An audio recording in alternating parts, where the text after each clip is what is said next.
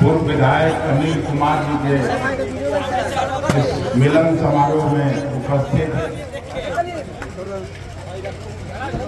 अशोक गगन जी, संचालनकर्ता सतीश चंदन जी, Mantu Sharma ji,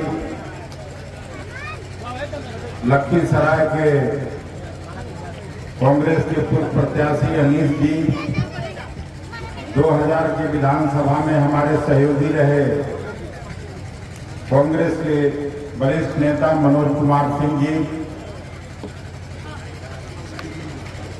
youth Congress के पूर्व अध्यक्ष, कांग्रेस के सम्मानित नेता राजकुमार राजन जी, यूथ कांग्रेस के अध्यक्ष रहे और पिछली बार के विधानसभा में कांग्रेस के प्रत्याशी रहे नागेंद्र बिकल जी, रीता सिंह जी, धर्मवीर शुक्ला जी, सुंदर साहनी जी, राजनंदन जी, मेरे साथ 900 किलोमीटर की यात्रा में साथ चले राशिद खान साहब, जहानाबाद जिला परिषद के अध्यक्ष गोपाल शर्मा जी, आलोक हर्ष जी, चंद्र कुमार मणि जी, गया से इस सभागार में उपस्थित संतोष कुशवाहा जी, राजेश मिश्रा जी, रवि गोल्डन जी, सुनील सिंह जी, प्रदुमन यादव जी, कामेश्वर यादव जी, प्रखंड अध्यक्ष नौबतपुर राजद के, पूर्व जिला परिषद मीना देवी जी, राजद की नेत्री, आप सभी मित्रों को मैं हृदय से धन्यवाद देता हूं। खास करके नौबतपुर विक्रम के नौजवान साथियों को, एक अखिलेश जी उधर बैठे उनका भी नाम छूट गया, इन्होंने जब कभी मुझे जरूरत पड़ी, चाहे श्री बाबू का जयंती समारोह आयोजित करने का अवसर हुआ हो, स्वामी सहजानंद सरस्वती जी का गांधी मैदान का रैली हो, या किसान पंचायत का रैली का आयोजन पटना के गांधी मैदान में हुआ हो, कांग्रेस पार्टी का 2019 का रैली हुआ हो, यहाँ के नौजवानों ने हमेशा हमको शक्ति देने का काम किया। मैं विक्रम और नौबतपुर के हर गांव के और प्रायः हर परिवार के लोगों को जानता हूं। 2005 में मैं पूछ रहा था, अनिल जी जब विधायक बने थे तो हमारे एक साथी थे, उस समय मैं राष्ट्रीय जनता दल में काम करता था, स्वर्गीय श्यामदेव सिंह जी। श्यामदेव सिंह जी को मैं टिकट दिया था यहाँ से, और लगता है कि उन्हीं को हरा के अनिल जी पहली बार विधानसभा में पहुंचे थे।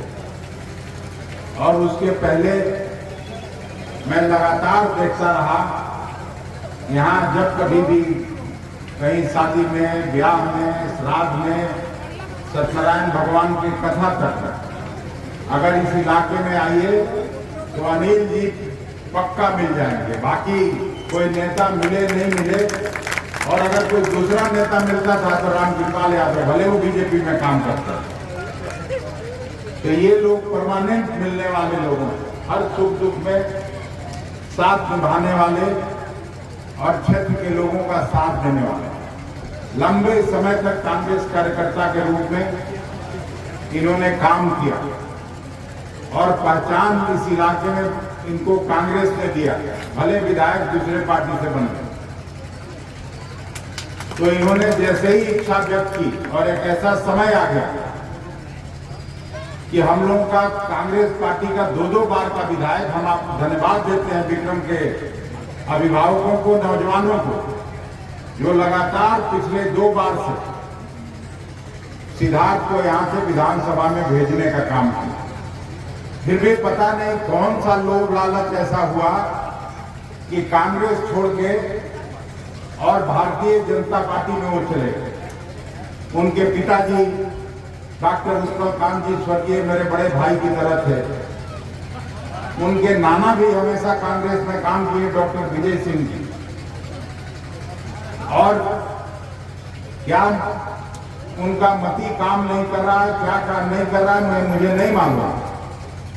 ये जो पूरा इलाका है जैसे ही झारखंड आप पार कर जाइए, जहां से देव जाते हुएगा छठ का पूजा करते, वहां कांग्रेस पार्टी का विधायक है राजेश राम। वहां कुटुंबा से आगे बढ़िए तो औरंगाबाद चले आइए, वहां भी आनंद हम लोगों का कांग्रेस पार्टी का विधायक है। वहां से आगे बढ़िए तो ओबरा में राष्ट्रीय जनता दल का विधायक है।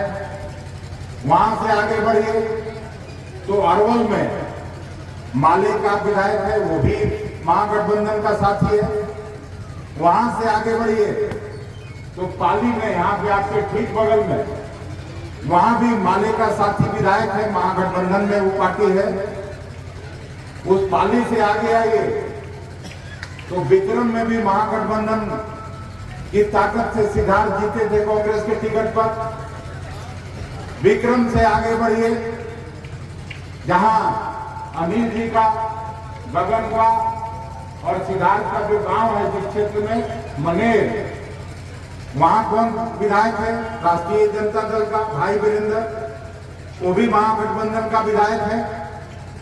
वहां से आगे बढ़िए तो दानापुर में फिर राष्ट्रीय जनता दल का साथी हम लोगों का विधायक है। पटना घूमने के लिए फुलवारी जाते हैं,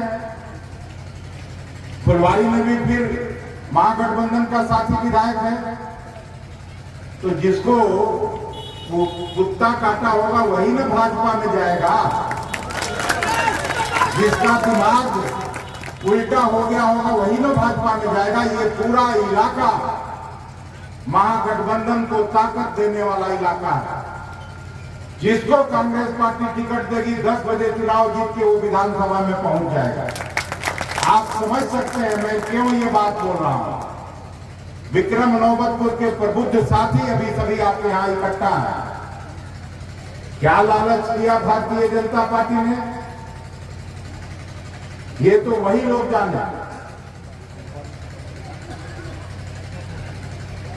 अभी जब नीतीश कुमार पलटी मार के पुनः भाजपा में गए थे तो मैं सिद्धार्थ को फोन करके बुलाया था कि कहीं तुमको भी इधर उधर बहला फुसला नहीं रहा है ना। तो जी ना, हम एकदम आपके साथ हैं। अरे भाई एकदम साथ हो, एकदम पलट गए। ये क्या होता है? वो भी हम आके जब हम दिल्ली में थे, कोई कहा तो मैं फोन किया, सुंदरदान के नाम लिए थे, टूट गया था, इतना अच्छा भाषण किया था। तो ठीक है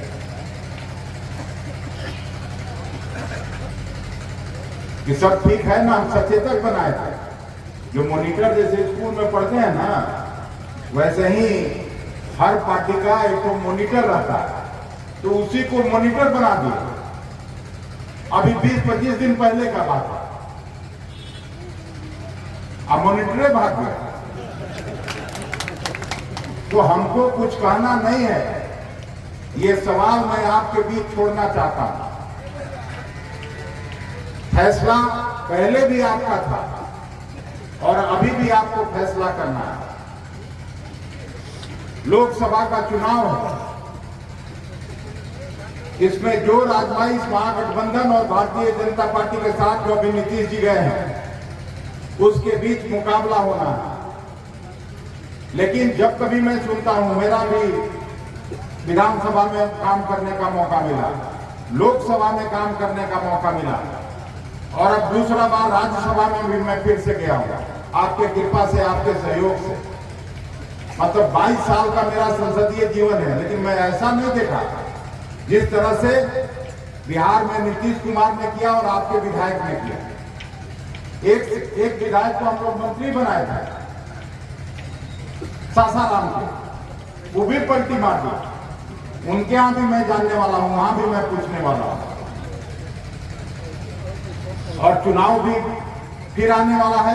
कैसे इस इलाके में कोई जीत जाएगा? दूसरे सिंबल पर पूरा गांव, पंचायत, मोहल्ला सब महागठबंधन को शक्ति देने वाला है। और यहां कोई दूसरा जीत जाइए, हो नहीं सकता। जिसको मति भ्रम होना हो जाए।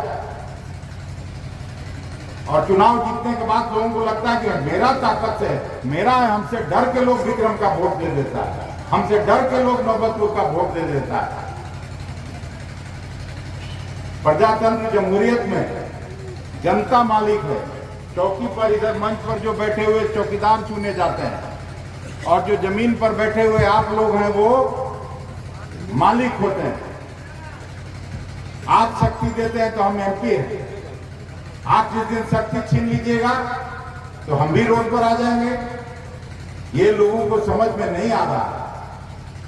10 साल से भारतीय जनता पार्टी की सरकार मोदी जी चला रहे हैं और आप सुनते होइएगा, हम भी भाषण सुनते हैं उनका। भाई डीजल पेट्रोल का दाम 100 रुपए से ज्यादा चला गया। पहले विपक्ष का लोग सवाल पूछता था, अब सवाल भी मोदी जी पूछते हैं। वही कहते हैं कि पेट्रोल और डीजल का दाम बढ़ गया, इसका कौन जिम्मेवार है? तो अंतर्राष्ट्रीय बाजार जिम्मेवार है, वो जिम्मेवार नहीं है। इसीलिए प्रधानमंत्री चुने गए कि अंतर्राष्ट्रीय बाजार को कटघरा में खड़ा करके अपना प्रधानमंत्री काल चलाना चाहता है। महंगाई और बेरोजगारी बढ़ गया, उसके लिए कांग्रेस का 70 साल जिम्मेवार है, कहते हैं ना मोदी जी। और कोई सवाल खड़ा करे तो अर्बन नक्सलाइट घोषित करके उनको बंद कर दिया जाता है। उससे भी अगर कुछ बचता है सवाल, जनता अगर पूछती है तो फिर पाकिस्तान का बात होने लगता है। मतलब सरकार से कोई सवाल नहीं पूछे। हम लोग कॉलेज में गए भी नहीं थे, इमरजेंसी का दौर था।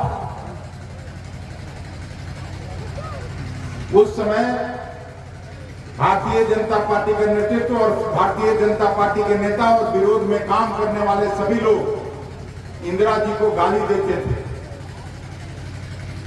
अखबार में एडिटोरियल नहीं छपता था विरोध में, एडिटर लोग एडिटोरियल छापना बंद कर दिया।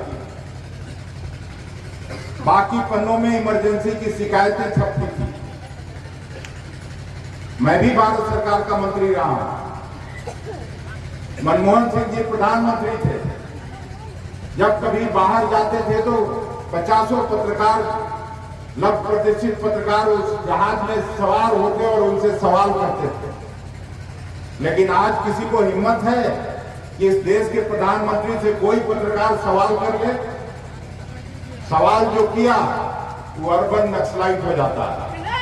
अर्बन नक्सलाइट करके जेल में बंद कर दिया जाता है। पाकिस्तान का आतंकवादी घोषित कर दिया जाता है। और ऐसे में अगर कोई चिराग दिख रहा है तो वो अकेला कांग्रेस पार्टी का सर्वमान्य नेता राहुल गांधी है, जिसके बारे में भारतीय जनता पार्टी प्रचारित करती थी कि ये तो पप्पू है। जो व्यक्ति दून स्कूल में पढ़ा हो, जो व्यक्ति सेंट स्टीफेंस दिल्ली यूनिवर्सिटी में पढ़ा हो, जो व्यक्ति कैम्ब्रिज में जाके इंग्लैंड में पढ़ाई किया हो, जो व्यक्ति अमेरिका के लव प्रतिष्ठित विश्वविद्यालय हार्वर्ड में पढ़ाई करके लौटा हो, वो व्यक्ति आरएसएस और बीजेपी की नजर में पप्पू हो जाता है। और जिस प्रधानमंत्री जी के न स्कूल का ठिकाना, न कॉलेज का ठिकाना, न डिग्री का कोई ठिकाना, वो सबसे विद्वान बन के भाषण कर रहे हैं। आज क्या हालत है किसानों का? पिछली बार सदन में, मेरे सदन में भी और लोकसभा में भी भाषण देते हुए मोदी जी ने बजट सत्र में कहा था कि 2022 में हम किसानों को आमदनी को दुगना करने का काम करेंगे। आप सभी 70-80% किसान लोग यहाँ बैठे हैं या किसान के पुत्र के रूप में आप बैठे हैं। आपकी आमदनी तो दुगनी नहीं हुई, लेकिन लागत खर्च जो किसानी पर आता है वो जरूर तिगुना चौगुना हो गया। ये हालत है देश का। बेरोजगारों का फौज खड़ा हो गया। यूनिवर्सिटी से पढ़ के निकला लोग और डिग्री लेके घूम रहा है, कहीं नौकरी नहीं बची। गरीबों के थाल से दाल गायब है, सब्जी गायब है, किसी तरह से गुजारा चल रहा है। और अगर सच कहा जाए, पत्रकार साथी पढ़े लिखे लोग यहाँ इकट्ठा हैं, 13वीं पंचवर्षीय योजना तक, मतलब जो 70 साल को का जो बात सुनाते हैं, तब तक इस देश में कर्जा था 50 लाख करोड़ रुपए का। सभी IMF, वर्ल्ड बैंक सब मिला लीजिएगा, कहीं पता कर लीजिएगा, अब तो सबके पास फोन होगा और फोन पे तुरंत निकल जाएगा। अगर झूठ बोलूंगा तो अखिलेश सिंह को झूठा कर कहिएगा और गाली दीजिएगा। लेकिन मैं झूठ नहीं बोलता। और ये जो चमक दमक दिखाया जा रहा है, आज केवल 9 साल 10वां साल अभी चल रहा है, 10वें साल में देश पर कर्जा 154 लाख करोड़ हो गया। 154 लाख करोड़ का क्या मतलब हुआ? इस देश की आबादी कितनी है? प्रधानमंत्री जी हर भाषण में कहते हैं 140 करोड़ लोगों का देश है। 140 करोड़ लोगों के देश में 154 लाख करोड़ का कर्जा का क्या मतलब है कि हाँ, हम सब जितने लोग बैठे हैं या देश में जितने भी नागरिक हैं, सब पर 1 लाख से ज्यादा का कर्जा हो। हम आप सभी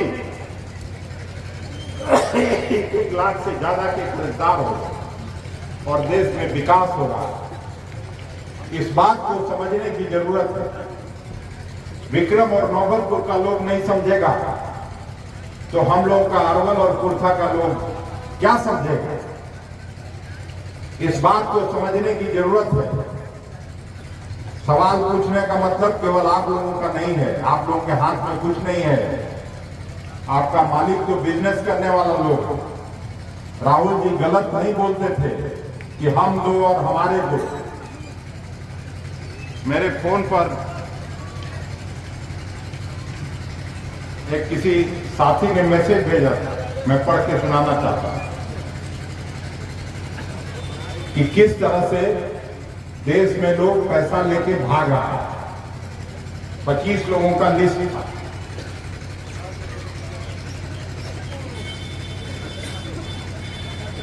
कुल राशि इस देश का 10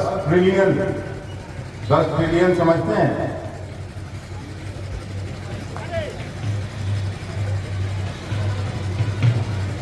10 अरब रुपया नहीं, 10,000 रुपया 10 ट्रिलियन में।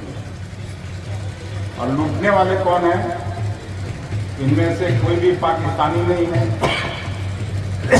इनमें से कोई भी मुसलमान नहीं है,